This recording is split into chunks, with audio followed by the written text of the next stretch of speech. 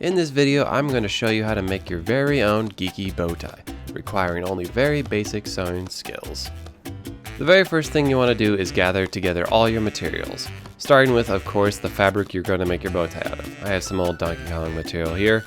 I used it to make a previous one, and I'll be making another with what's left over. Next, you'll need your interfacing. Your interfacing is what will give your bow tie a little bit of strength at the seams as well as structure when it comes to holding its form. I have two different kinds of interfacing here. One is more thicker to give the bow tie a little stronger strength, and some thinner stuff. This right here is fusible web. The fusible web is what I will use to attach the thicker interfacing, as it does not have the glue of the thinner stuff already built in.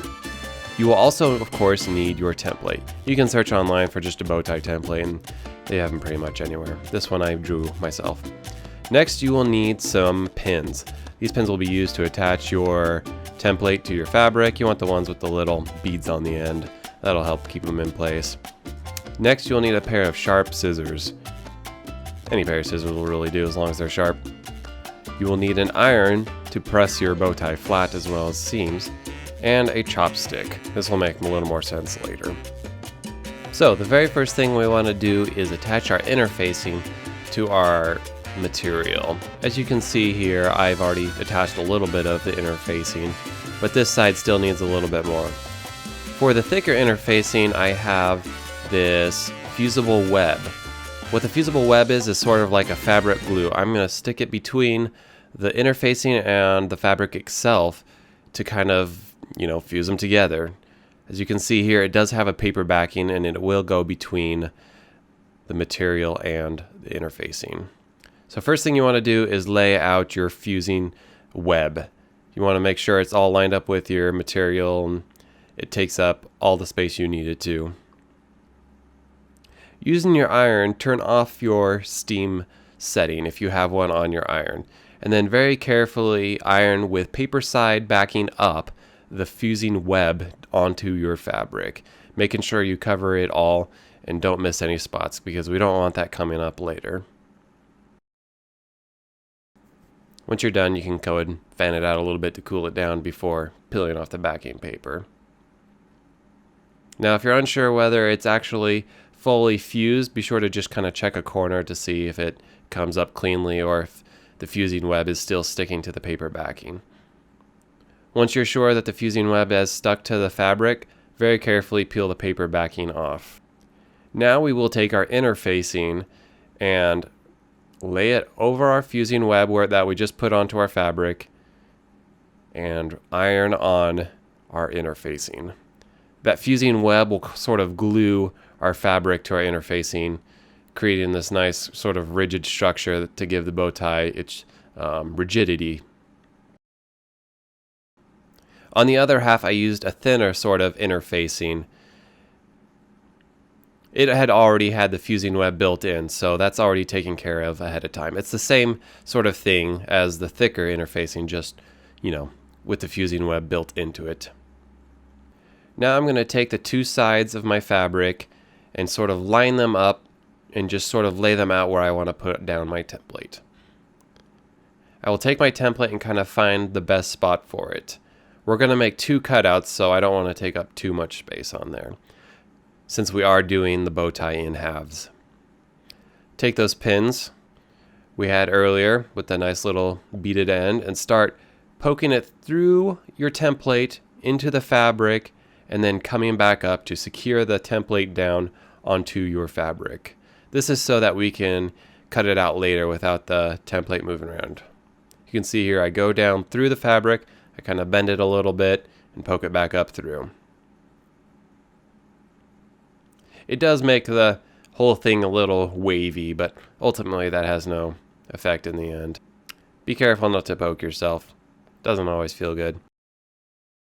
Now take your scissors and begin cutting out the first half of your bow tie.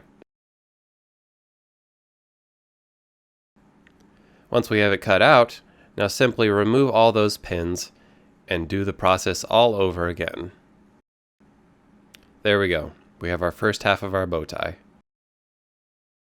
What we are doing here is simply putting the fabric face to face. We will be sewing this inside out and then turning it inside out later. That'll make more sense later, but just go ahead and set it up that way.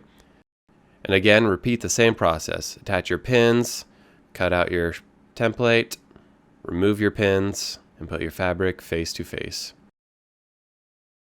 Now, in order to keep our fabric from moving while we're sewing it, we are going to put pins back through it again to keep it in place. If you have another method that's easier, then feel free to do that. However, I find pins work best, as I will be using a sewing machine and kind of running it through that.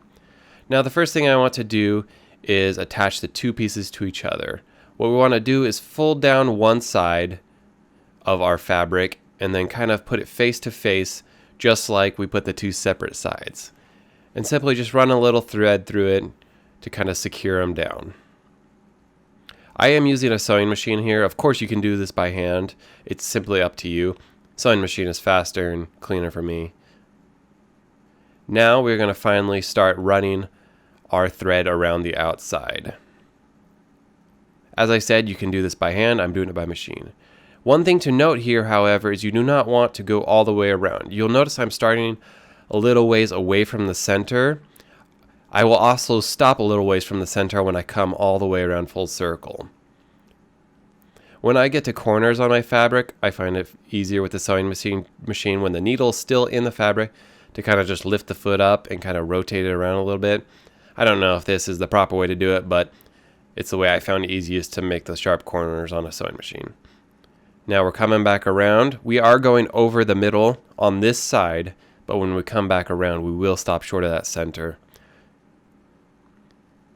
And here we are, stopping a little short of the center, lifting up my needle, and done. Now that everything's secured down, we'll pull all those pins back out as the fabric's not going anywhere. Now here comes the interesting part. What you want to do is you want to kind of grab both sides of that fabric and kind of pull them apart and kind of shove it back inside itself. What we're aiming to do here is turn the whole tie inside out. So just kind of get it started like that. There you go. Now grab your chopstick, and this is where it's going to make more sense why we asked for that, and start kind of pushing it through at the same time that you're kind of pulling it down over that chopstick. If your seams are, this is where you're going to want good strong seams, and that interfacing will really come into play here, holding it all together, keeping it from pulling apart. And what we're kind of just doing here is just kind of pulling and pushing and working its way over.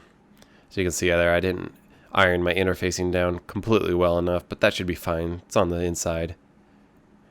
And there we go. We push the top out through that little opening that we left when sewing.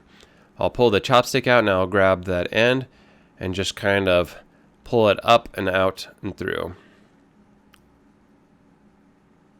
Okay, you can kind of pull out the corners a little bit, but the best way to do it is to take your chopstick, kind of go back inside there, and just kind of thread it up in there and use that chopstick to kind of poke around inside and push out those seams to get the shape we're really looking for. One thing I forgot to do on this tie was to kind of clip the corners on the tie a little bit. What that kind of does is it gives a little sharper corner. So use that chopstick, kind of push out the corners. You may want to use a chopstick, the pointier end of the chopstick instead of the blunt end, to kind of really get into that corner and push it out a little bit. The corners on this one won't be as sharp since I forgot to clip the corner, but either way it should still look alright. And now over to the other side, and we're going to repeat the exact same process.